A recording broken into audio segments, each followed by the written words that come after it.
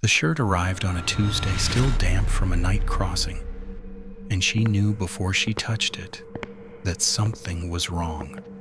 She had been washing officers' laundry at Camp 14 for 11 months.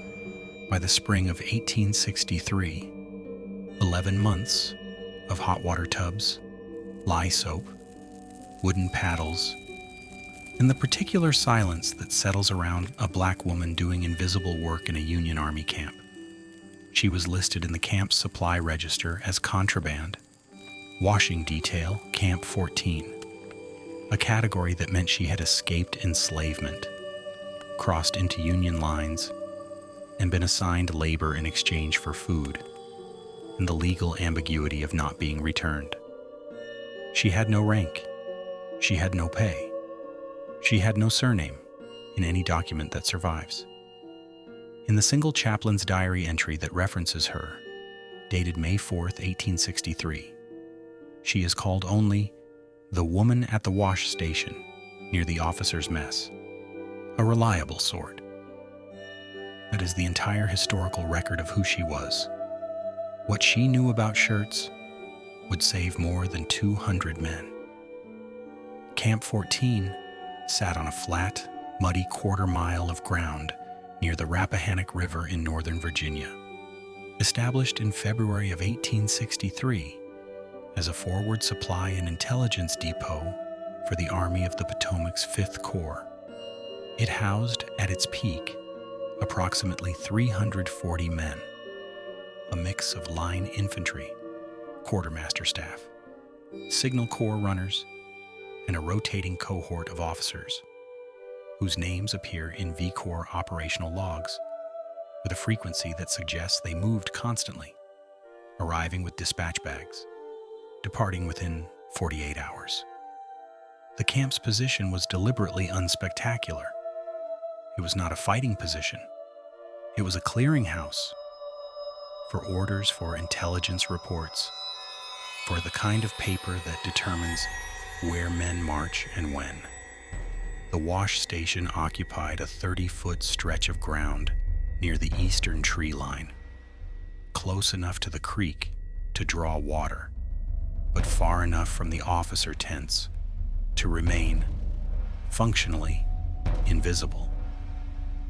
There were 4 women working it by March of 1863, all of them listed in the same supply register under the same designation, Contraband, washing detail, with no distinguishing names, no ages, no county of origin.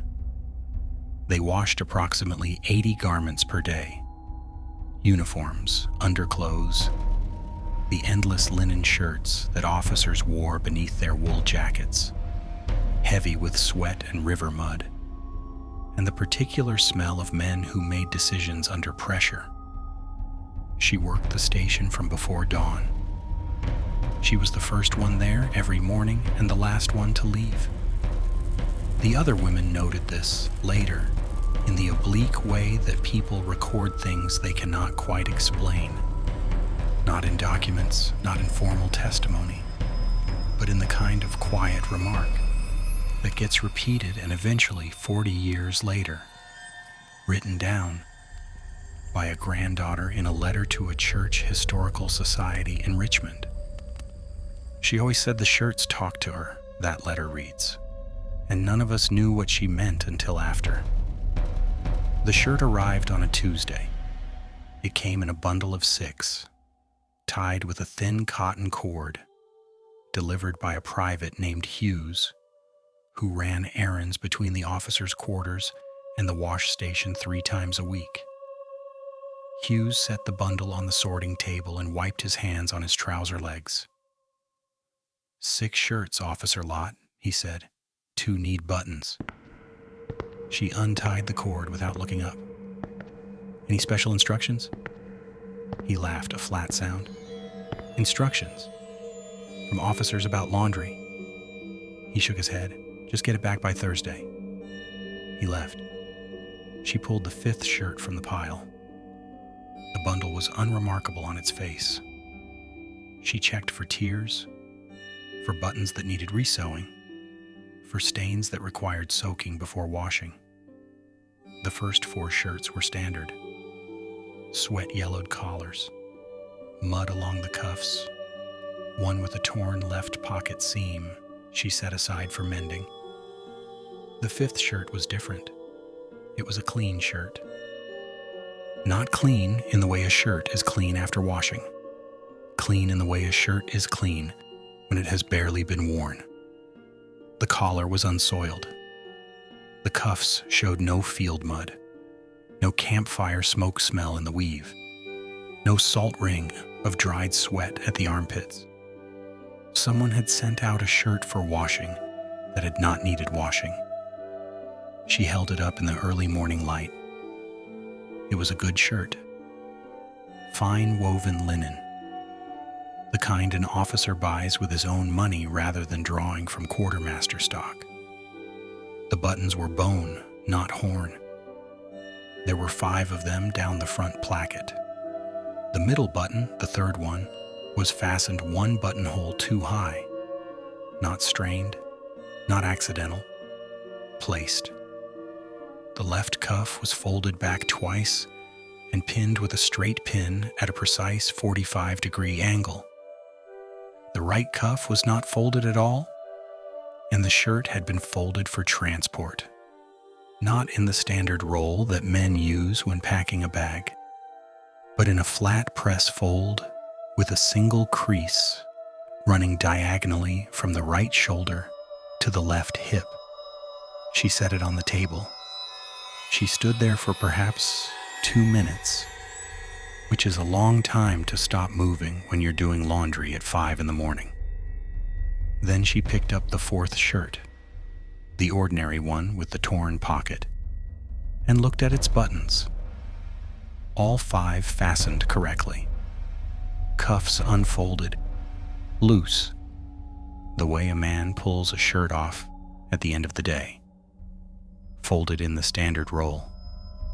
She looked at the 5th shirt again. She knew what a code looked like. Not because anyone had taught her. No one in her life had been in a position to teach her that. But because she had lived for 30-some years in a world where communication between black people in the presence of white people required the invention of a private language from whatever materials were available, a way of folding a cloth, a way of hanging a garment on a line, a number of knots in a cord, a crease in a certain direction. She had spoken this language her entire life and never called it anything because naming it would have made it visible. Invisibility was the one thing it could never afford to be. The folded shirt was speaking. The question was, to whom? She said nothing for 3 days. This requires explanation because silence in this context was not passivity, it was methodology. She needed to understand what she was looking at before she could decide what to do with it. She could not ask questions. She could not take the shirt to a commanding officer without explaining how she had recognized what it was, which would require explaining things about herself that no Union officer at Camp 14 in the spring of 1863 was prepared to hear from a woman listed in the supply register as contraband, washing detail. She could not write anything down. She had, in the first days, considered telling Sergeant Morse. Morse ran the camp's perimeter detail and had, twice, stopped at the wash line to ask whether she'd noticed unusual traffic near the creek. He seemed like a man who asked questions. She had stood at the tub line one morning with the Tuesday shirt held at her side and worked out what she would say. There's a shirt come in from officer's row with the button set wrong and the cuff pinned at a measure. She had imagined his face. She had imagined the second question. How do you know what that means? And the third, and the fourth. She had set the shirt back in the tub and gone on washing. Telling Morse was the first thing she considered, and the first thing she abandoned. You don't hand a man a lamp and expect him to ask who built the fire. She tried once to mark the coded shirts before correcting them. A single prick of the straight pin in the left tail seam, small enough to go unnoticed. A physical record she could accumulate over weeks and present as evidence if she ever found a way to present it. After 9 days, she unpicked every stitch she'd made and smoothed the seams flat. A physical record was a physical record. It could be found. It could be taken. It could be used to ask her questions she wasn't prepared to answer in a camp where the word contraband meant you had no standing to give answers at all. So she watched. The 6th shirt in that Tuesday bundle was also unusual.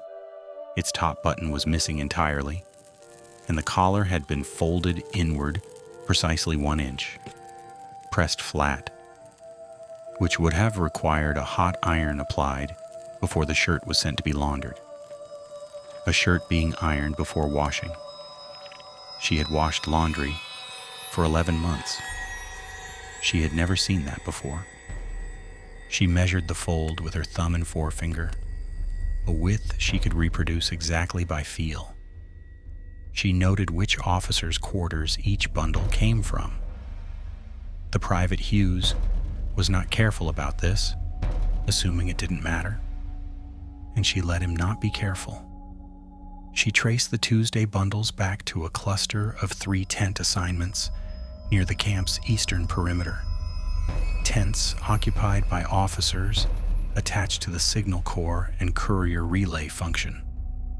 By the Thursday of that same week, a second bundle arrived from the same cluster of tents. 2 more shirts. One with a button arrangement she now recognized as a variation on what she had seen Tuesday. The 3rd button displaced, the left cuff folded and pinned, this time at a 30-degree angle rather than 45. The other shirt was unremarkable. She washed the unremarkable shirt. She held the coated shirt in hot water for 10 minutes, worked lye soap through the weave until the fabric softened, then unfolded it completely, removed the pin, unfastened every button and refastened them in the correct order. She folded it flat, no diagonal crease. She returned it in the bundle with the other shirt. She had, in 11 months of washing laundry, never misfolded a returned shirt. She had just done it on purpose for the first time. Nothing happened that Thursday. Nothing happened Friday. On Saturday morning, a courier arrived at the eastern perimeter tents. She could see the tent grouping from the wash station if she stood at the right end of the tub line, and spent approximately 20 minutes inside before leaving at pace. That afternoon, one of the Signal Corps officers walked the perimeter of camp twice in a direction that had no obvious logistical purpose. He was looking for something, checking for something, confirming something had not happened that was supposed to have happened. She wrung out a shirt and said nothing. Mabel worked the tub to her left and noticed her stillness before she noticed it herself. "You gone slow today," Mabel said, not accusatory, observational, the way women at shared work observe each other. "That shirt give you trouble?" She looked down at the shirt in her hands. Bone buttons, no crease. "Needs soaking," she said. Mabel nodded and went back to her paddle. That was the whole conversation. It was enough. By the 2nd week of April 1863, she had identified the full system.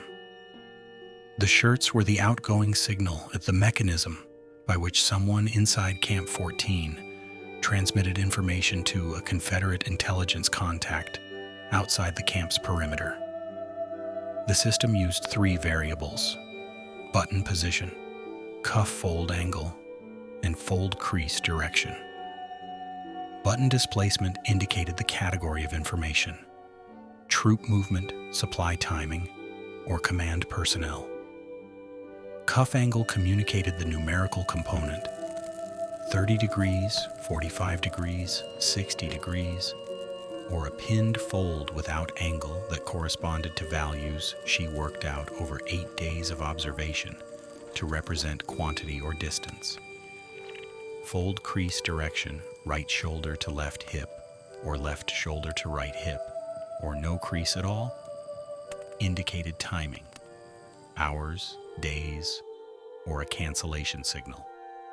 The system required no writing, no spoken word, no physical contact between the sender and any recipient. It moved information in plain sight, inside a bundle of dirty laundry, using an object so mundane that no intelligence officer in Camp 14 had thought to look at it twice. She understood it completely within 11 days. She was also in a position of absolute impossibility. If she reported what she had found, she would have to explain how she recognized it, which meant revealing the existence of a private system of cloth-based communication used by Black people in the South, a system that was, at that same moment, being used by hundreds of other people in similar situations to pass information in exactly the same way. Reporting the Confederate system meant describing her own. She would be questioned. The system would be examined. Its other users would become visible. She would not be thanked. She might be confined. And the Confederate operator would simply wait out the investigation and develop a new method, one she might not recognize.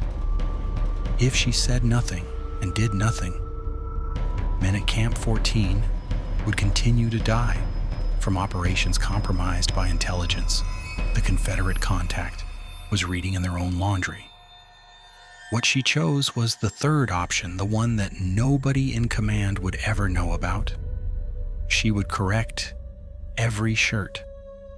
From the second week of April through the end of August 1863, 19 weeks, which is 133 laundry days at the rate of 3 bundle deliveries per week from the relevant tent cluster.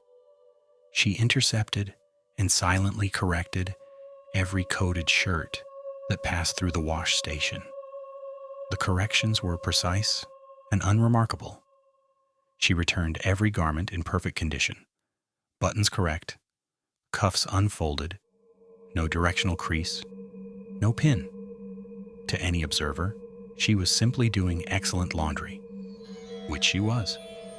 The Confederate contact on the receiving end of this system would receive, session after session, a shirt that communicated either nothing at all or, worse, information so scrambled that acting on it would have been operationally catastrophic. She made 3 deliberate decisions in how she ran this. First, she did not correct every shirt every time. She passed 2 out of approximately every 7 coded shirts through unmodified, enough that the sender inside Camp 14 continued to believe the system was functioning. A contact who received nothing but silence would eventually conclude the system had been discovered. A contact who received mostly silence, interrupted by occasional accurate information, would conclude the errors were transmission problems, shirts getting wet, bundles mixed, the ordinary mechanical failures of a field laundry operation. She was manufacturing the appearance of unreliability. She was giving the Confederate operation a reason to keep using a system she controlled. Second, she never modified her work on the unremarkable shirts. The coded shirts came back perfectly laundered and silently corrected. The ordinary shirts came back perfectly laundered and untouched. If anyone compared the quality of her work, there was nothing to find. Third, she told no one. Not the other 3 women at the wash station. Not the chaplain who occasionally walked the perimeter and had, in his diary, noted her existence as a reliable sort. Not the camp cook who was the closest thing to a confidant she had in Camp 14, a man who occasionally set aside an extra portion of salt pork when the ration allocation ran short. Nobody knew. Nobody was told. The silence was load-bearing. It was the architecture of the entire operation, and she maintained it with the same precision she brought to everything else. 70 miles south of Camp 14, in a Confederate signals depot outside Fredericksburg, a man named Captain E.L. Gaines had written in his operational log on May 9, 1863, Camp 14 relay producing inconsistent material. Suspect courier error or compromised sender. Third failure in 6 weeks. Recommend system review. He did not suspect the laundry. Nobody suspected the laundry. That was the thing about laundry. It was everywhere. It was constant. And it was done by people nobody looked at. In the third week of May 1863, the volume of coded shirts doubled. Where she had previously received 2 or 3 modified garments per week from the Eastern Perimeter tent cluster, she now received 4 to 6. The content had changed as well. She could read the button displacement codes well enough by this point to recognize that the category of information being transmitted had shifted from troop movement and supply timing to something in the command personnel register. Someone inside Camp 14 was trying to communicate something about officers, specific officers. She corrected every shirt, every single one. But she was also now aware that someone inside the camp had decided to dramatically increase their output, which meant either the Confederate contact had communicated a sense of urgency through some channel she wasn't monitoring, or the operator inside the camp had independently concluded that something time-sensitive needed to move. Either way, the system's user was operating under pressure, and people operating under pressure made mistakes. She began paying different attention, not just to the shirts, but to the timing of their delivery, the condition of the tying cord, the specific private who brought the bundles. Hughes always knotted the bundle cord with a half hitch. On the 4th Tuesday of May, the bundle arrived with a square knot, but delivered by Hughes. She held that cord in her hands for a moment. Hughes had either been told to tie it differently, or someone else had tied the bundle before handing it to Hughes. Someone else had handled this bundle before it reached the wash station. The chain between the tent cluster and the laundry line had an additional link she hadn't seen before. She unknotted the cord and set it aside. She washed the shirts. She corrected the 2 coded ones. She returned the bundle with a half hitch. The next morning, a man she had never seen before walked past the wash station at 6:45 in the morning, looked at the tub line without appearing to look at it, and kept walking toward the river. She was wringing a shirt when he passed. She did not look up. She had 11 shirts left to wash, and she had just realized that the Confederate intelligence network running inside Camp 14 was not one man in a tent with a laundry system. It was at least 3 people, possibly more. And at least one of them had just walked within 8 feet of her and looked at the line where she hung the corrected shirts to dry.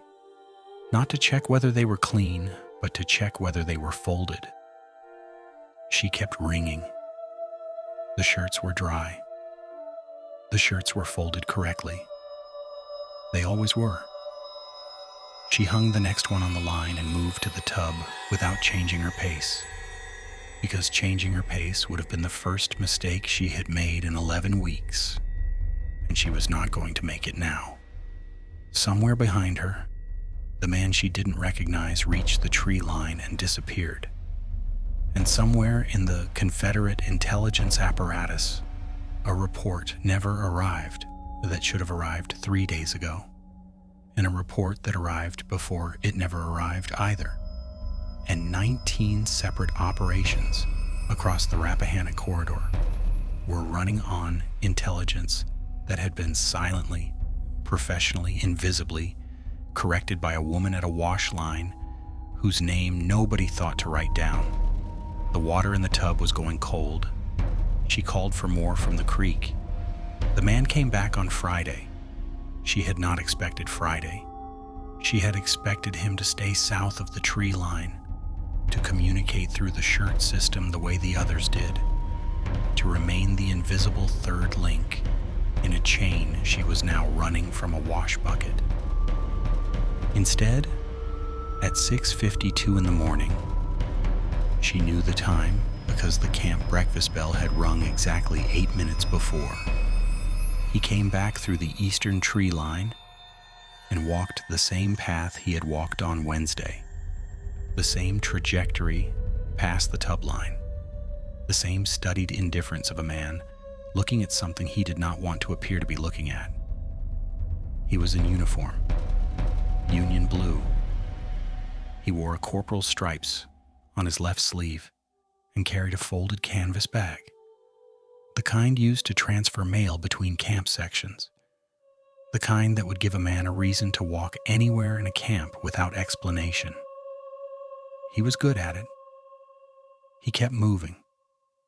He did not stop, but his eyes went to the drying line for approximately 3 seconds before they moved away. And in those 3 seconds, she read everything she needed to know. He was not checking whether the shirts were clean. He was checking whether they were folded. And he was checking because for 2 consecutive weeks, the shirts had been coming back without the folds. And someone somewhere in the Confederate operation had decided to send a man inside the camp to verify whether the system had been discovered or whether the laundry woman was simply incompetent. She wrung a shirt. She hung it. She went back to the tub. He reached the far end of the camp's supply road and disappeared behind the quartermaster tents. She counted to 30 before she moved her eyes. 11 seconds. He'd been in visual range of the drying line for 11 seconds this time. On Wednesday, 3. She had worked out over the 6 weeks since the system began doubling its volume, a specific hierarchy within the Confederate network at Camp 14. It had cost her 8 laundry days of careful watching, a modification to her route between the tub line and the creek that added 40 feet to each water trip, but gave her sight lines to 2 additional tent clusters, and one extraordinarily dangerous morning when she had arrived at the wash station 20 minutes early and stood in the tree line herself, in the dark, watching who moved between the eastern perimeter tents before sunrise. 3 men, 3 separate roles. One she had known since April, the originator, the man inside officers' row, who folded the shirts and introduced them into the laundry bundle. She had identified him over weeks by a process of elimination that had required her to track every officer in the eastern perimeter tents and cross-reference their laundry days with the coded bundle delivery schedule. His name was Lieutenant Aldred Stokes, attached to the 5th Corps Signal Relay Office. 29 years old by her estimate, with a precise hand for shirt folding that told her he had been trained, not improvising. He had been doing this before Camp 14. He would do it after. The second man was Hughes. She had known about Hughes since the Square Knot Tuesday in late May, and she had spent 3 weeks deciding what to do with that knowledge. Hughes was not an originator. He was a carrier, a man who moved physical bundles from Stokes's tent cluster to the wash station. Not because he understood what was in them, but because someone had told him that folded shirts left precisely as delivered were worth 2 Confederate dollars per bundle. Cash rendered at a meeting point near the Rappahannock Ford she had identified from boot mud patterns on Hughes's shoes every Thursday morning. $2 per bundle. That was what the U.S. Army's V Corps operational security was worth to Private Hughes. 43 deliveries. She had done this arithmetic once and set it aside. It did not help her. The third man, the corporal with the canvas mailbag, was new. He was, she had concluded by Friday morning, a verification agent. Not a collector, not a handler, a checker.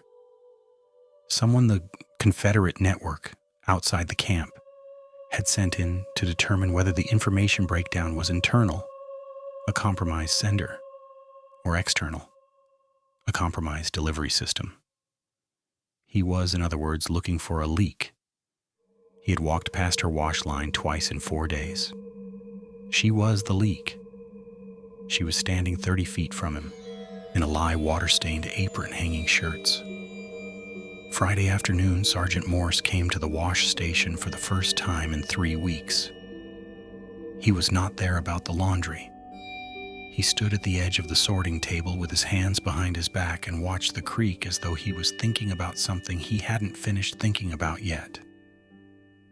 "You notice anything different about the camp past few days?" he said. He was talking to the wash line generally, not to her specifically. This was a technique she recognized. Plausible deniability in both directions. He could say he wasn't asking her. She could answer without being heard by anyone who mattered. "Quieter," she said without turning from the tub. "Mail courier comes different days now." Morse was still for a moment. "That courier, Corporal Stripes, canvas bag. You've seen him?" "Twice," she said. She lifted a shirt from the water and began wringing. "Doesn't pick anything up, doesn't deliver anything, just walks." Morse said nothing for 11 seconds, then, "You see his face?" "Well enough." Another silence. Morse looked at the creek. "You see anything else unusual, you find me," he said. "Don't find anyone else? Find me." He walked back toward the perimeter road without looking at the wash station again. She hung the shirt.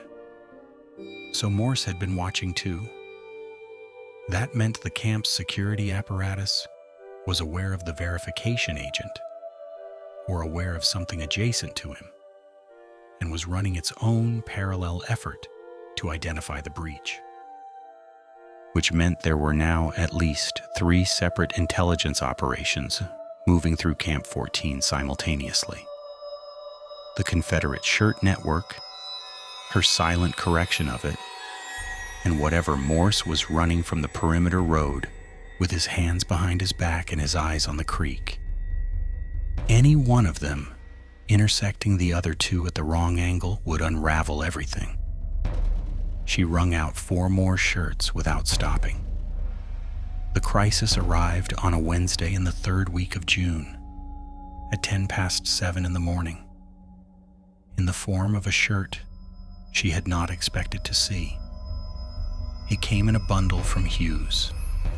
Standard delivery, half-hitch cord. Nothing unusual in the packaging. But the first shirt she pulled from the bundle was not from Stokes's tent cluster. She knew Stokes's shirts. Fine woven linen, bone buttons, a particular cut at the collar that spoke of a Richmond tailor. This shirt was coarser, quartermaster issue linen, horn buttons, a looser weave that held water differently in the tub. It was folded in a flat press fold with a diagonal crease, the same crease direction she had spent 2 months correcting. But the cuff fold angle was 60 degrees. not 30 or 45. A value she hadn't seen before in the encoding system. And the button displacement was not the standard third button shift. 2 buttons were displaced, the second and the fourth. Both moved up by 1 buttonhole. A 2-button displacement, a new angle, a new shirt source.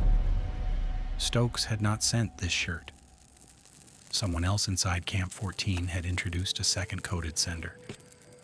The Confederate network had expanded its interior footprint, either because Stokes had recruited someone or because the Confederate handlers outside the camp had decided to run redundant sources after weeks of degraded intelligence return.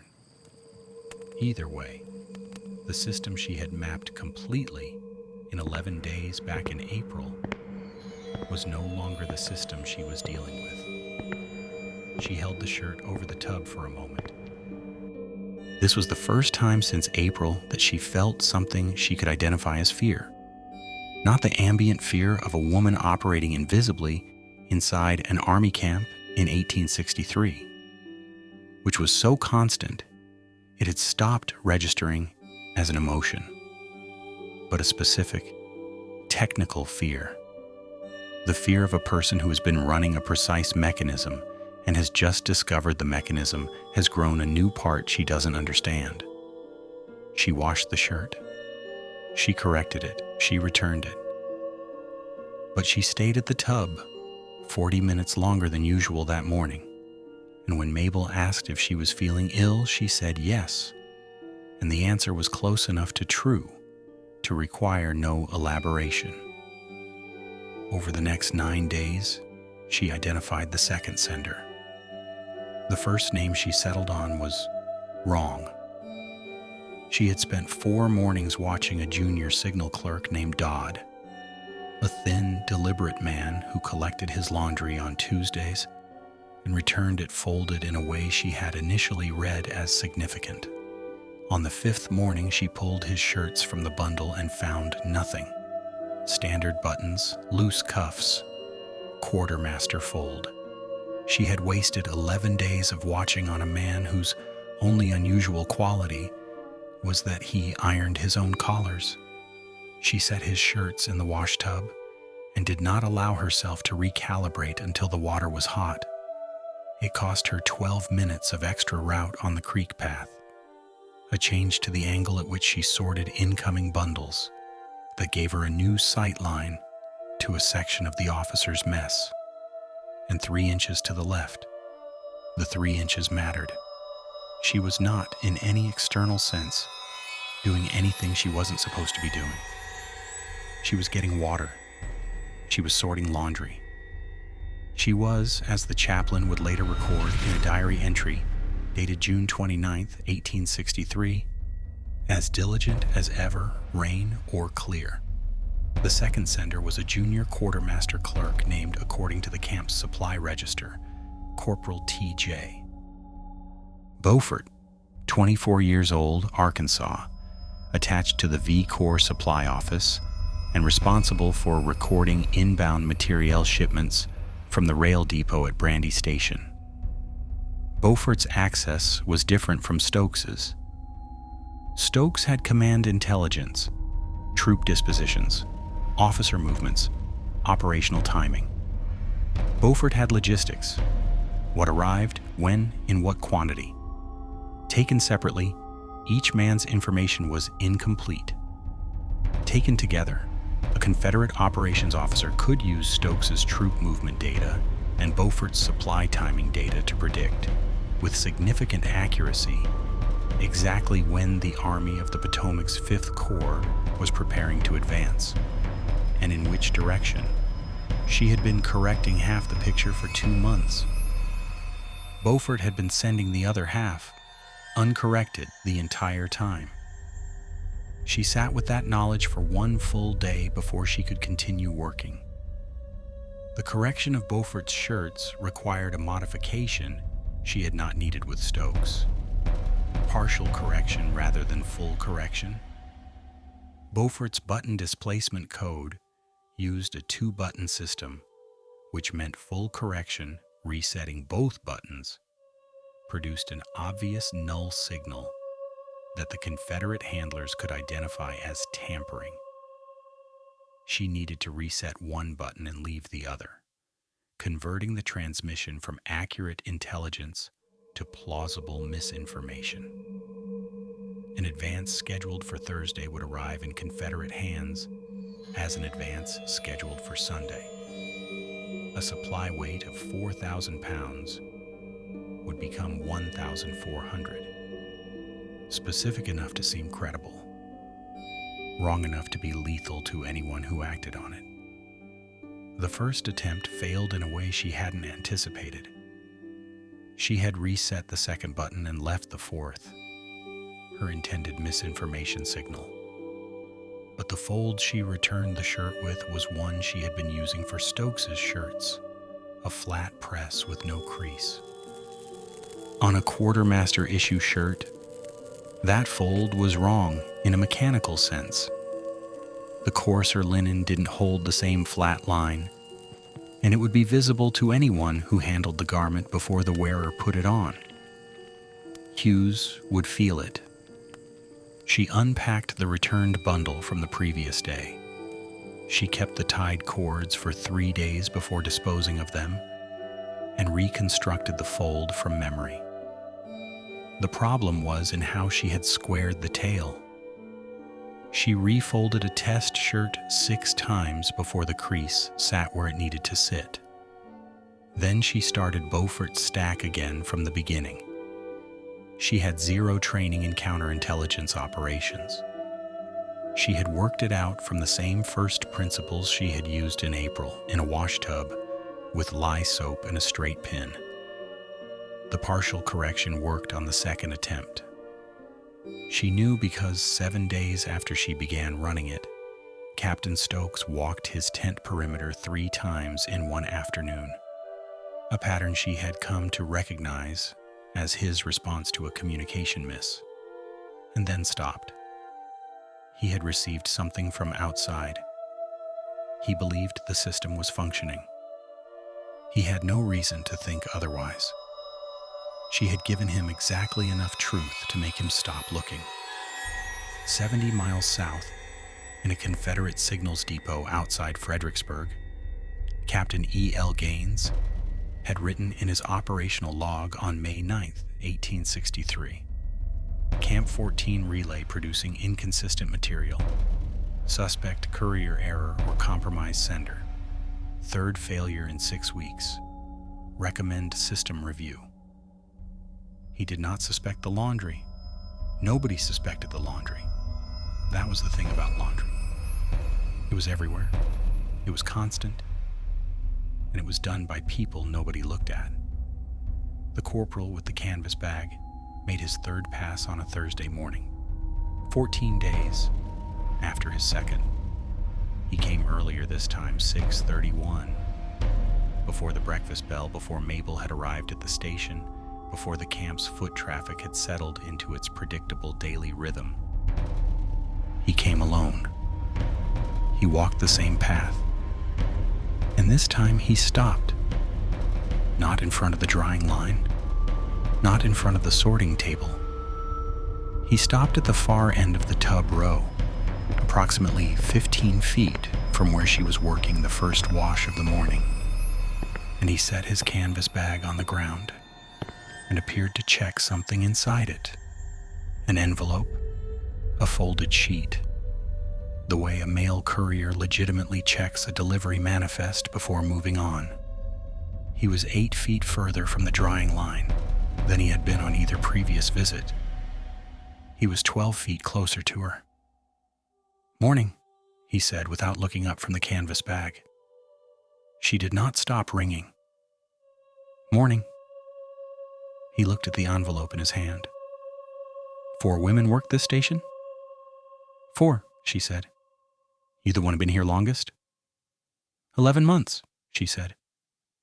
He folded the envelope and put it back in the bag. "You do all the officer laundry?" She looked at him for the first time the way a woman who has nothing to hide looks at a man asking an irrelevant question. Direct, briefly, already moving on. "Whoever brings it," she said. He nodded. He picked up the bag. He walked south toward the quartermaster tents without looking at the drying line. She watched his shoulders until they cleared the edge of the officer mess tent, then turned back to the tub, and it was only when her hands went back into the hot water that she noticed they had been still, completely still, for the entire conversation. He had not looked at the drying line this time. He had looked at her. That afternoon, a bundle arrived from Hughes at a time 27 minutes earlier than the standard Thursday delivery. Inside, 5 shirts, 3 of them coded. Stokes's 2 plus 1 of Beaufort's, the highest single delivery volume in 3 months.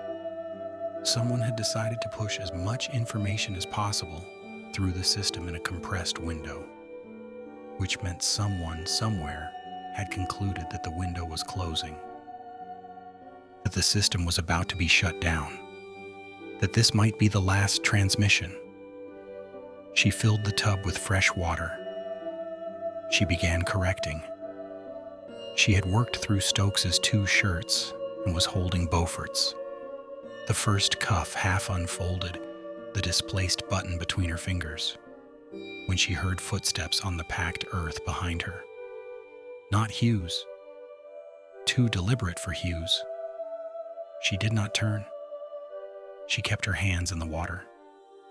The footsteps stopped 4 feet behind her left shoulder. "I'd like to see that shirt," said a voice she had not heard before. Her hands were in the water. The button was between her fingers, half reset. The fold on the left cuff was halfway corrected. Visible, unmistakable, not a laundry error. It was exactly what it was. She moved her hands 4 inches to the left under the water, shifting the shirt below the surface without changing the speed of her motion. Natural, continuous. The way a woman moves cloth in a tub. "Company C shirts come in Tuesday," she said.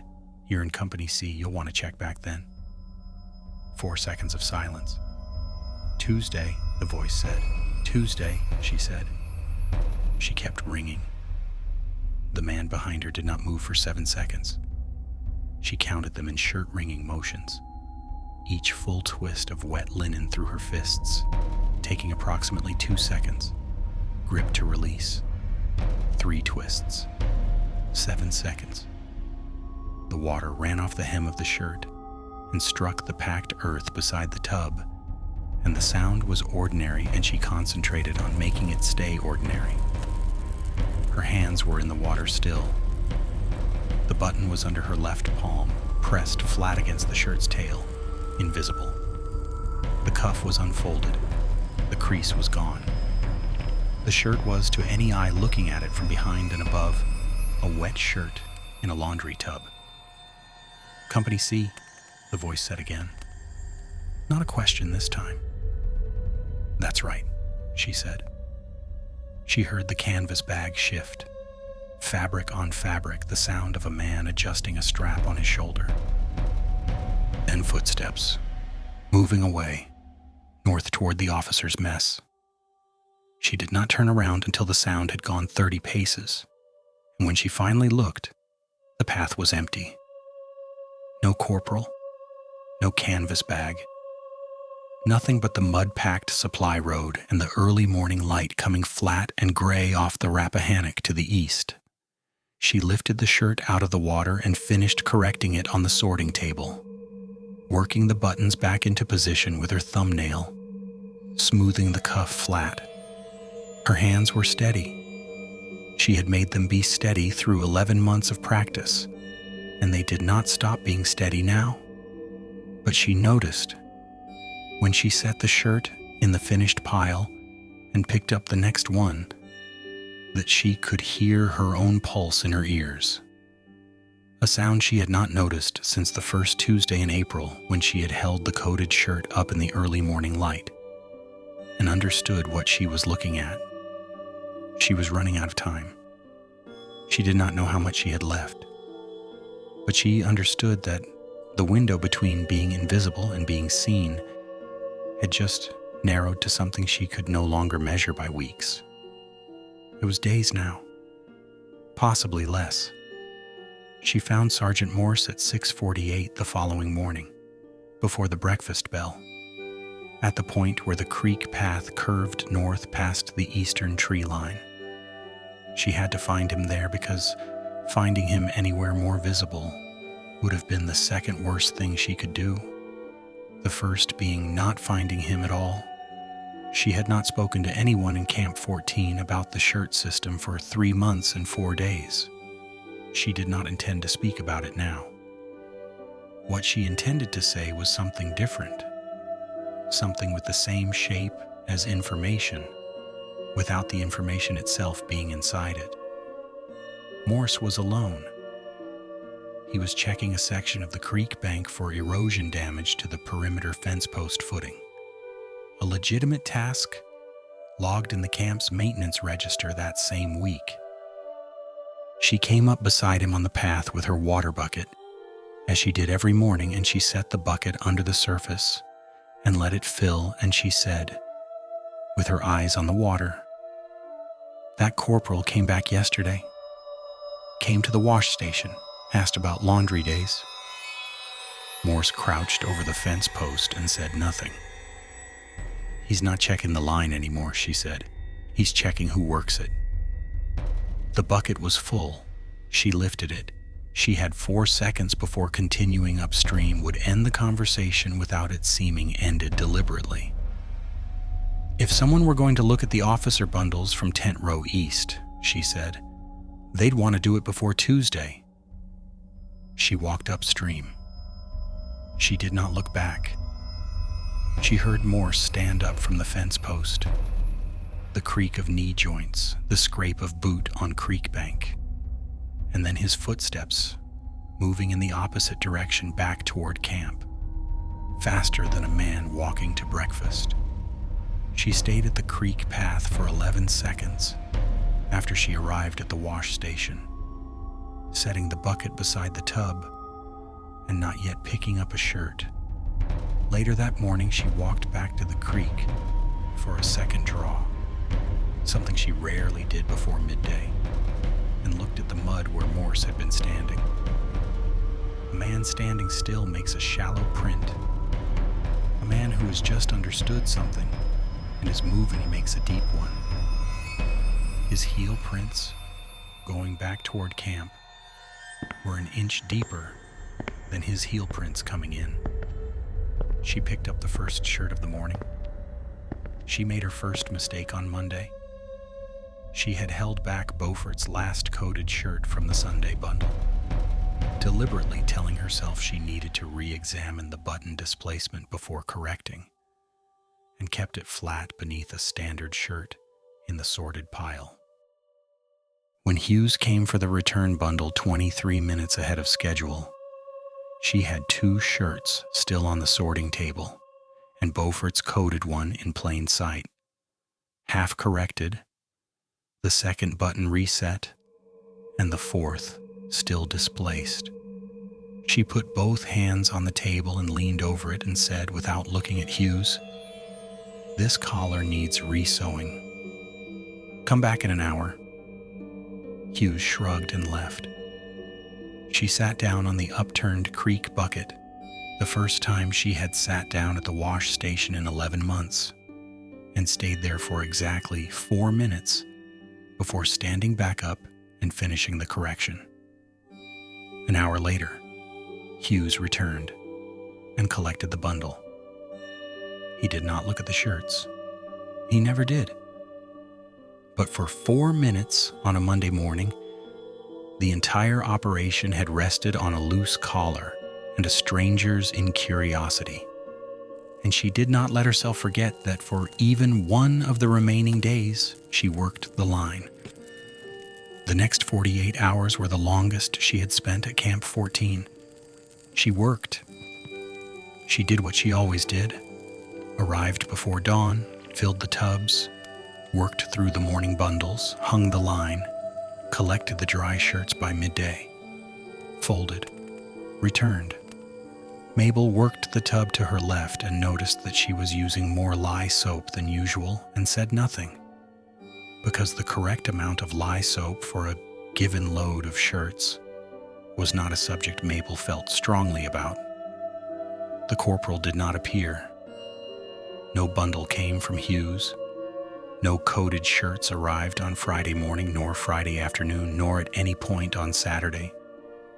This silence was itself information, and she read it by what its absence meant against the background of what had been present before.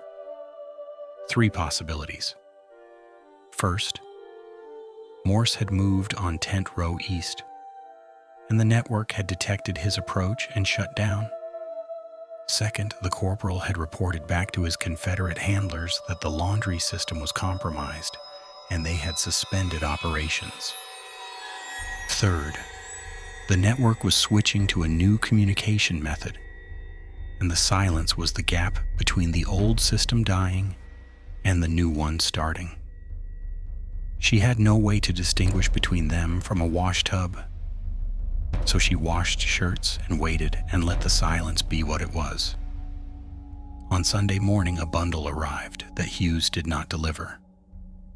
It came with a private she had never seen before, young, maybe 19, with the look of a man given a task he didn't understand and wasn't curious about.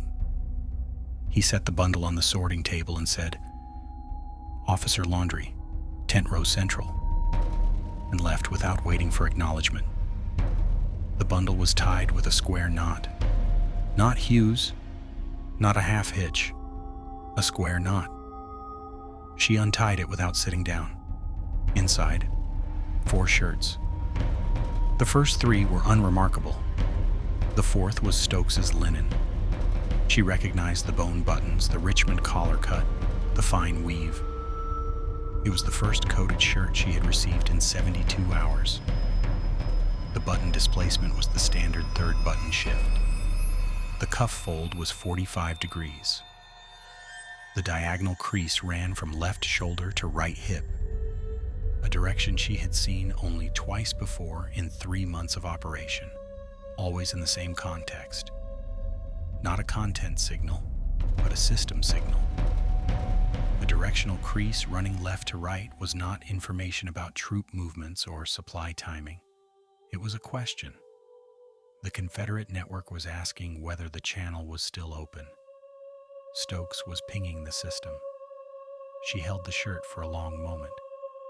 She thought about what Morse was likely doing in Tent Row East. She thought about the corporal and his canvas bag and the 3 seconds he had spent looking at the drying line and the 7 seconds he had stood behind her at the tub. She thought about 19 operations across the Rappahannock corridor that had run on scrambled intelligence for 3 months. She thought about the men in V-Corps positions who had not died because an advance had been predicted for Sunday and arrived on Thursday. She corrected the shirt. She returned it. Bone buttons in sequence, cuff flat, no crease. A null signal. The channel, as far as any Confederate handler reading that shirt would know, was silent. Not broken, not discovered. Simply silent. A reliability problem. The same reliability problem that had been degrading this system since April. Nothing to investigate. Nothing to pursue. Nothing to find. She folded it with the others and tied the bundle with a half hitch. Morse found her at the creek path 2 days later with his hands behind his back and his eyes on the water and a stillness about him that she recognized as the stillness of a man who has confirmed something he had only half believed. He stood beside her for a moment without speaking. Then, Tent Row East. We have a situation that's been addressed. He paused. 2 individuals. One's been transferred, one's under guard. She pulled the full water bucket from the creek. "The courier," she said. "Gone," Morse said. 3 days ago, before we moved." He looked at the water. We don't know how long it had been running. Intelligence thinks weeks, maybe 2 months. She lifted the bucket. Closer to 5, she said, and walked back to the wash station. She heard Morse stop on the path behind her.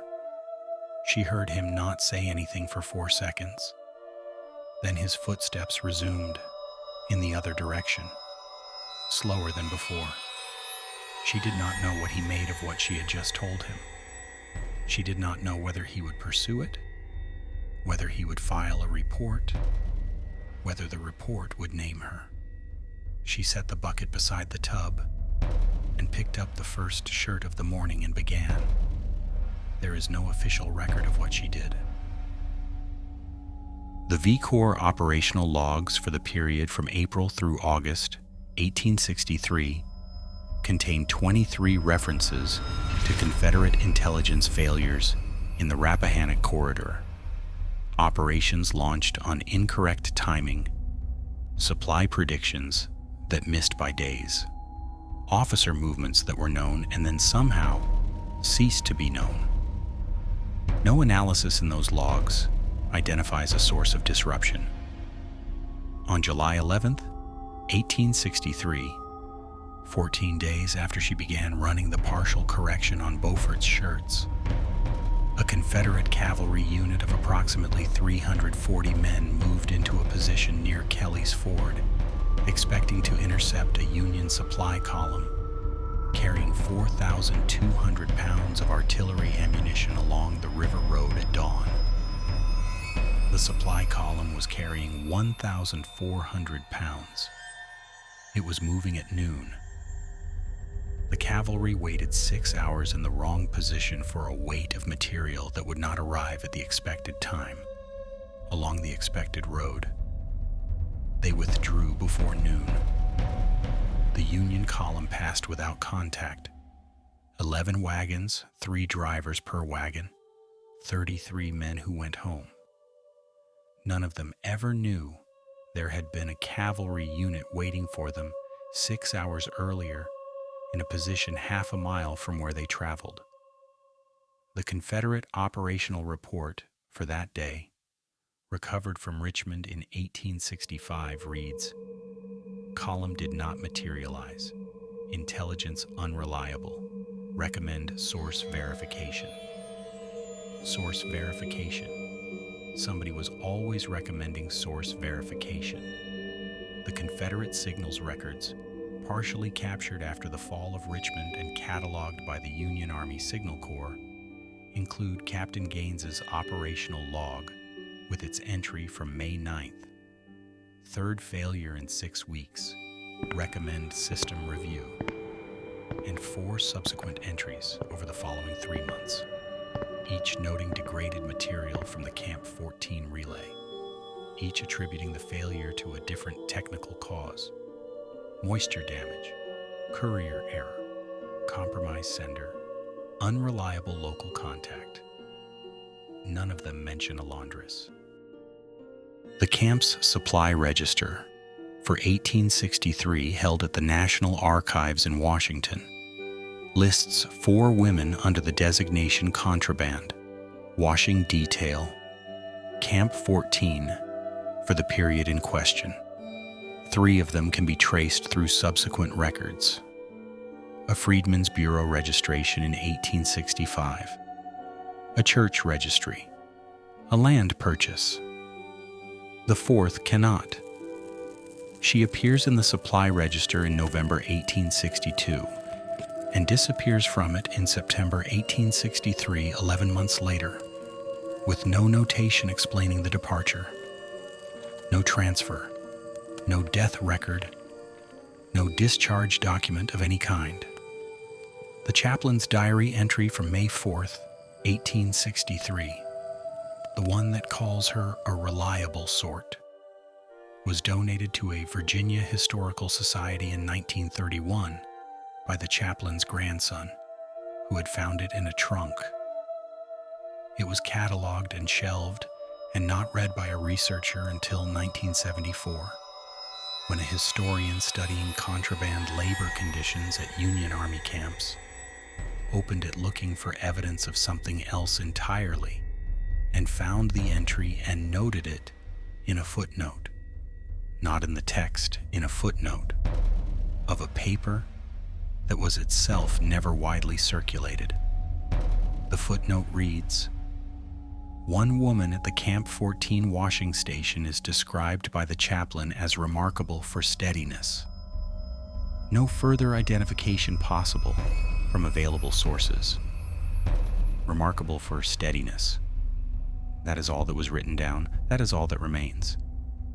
Somewhere in the operational arithmetic of the Army of the Potomac's 5th Corps campaign of 1863, there are men who lived because an advance arrived on Thursday instead of Sunday.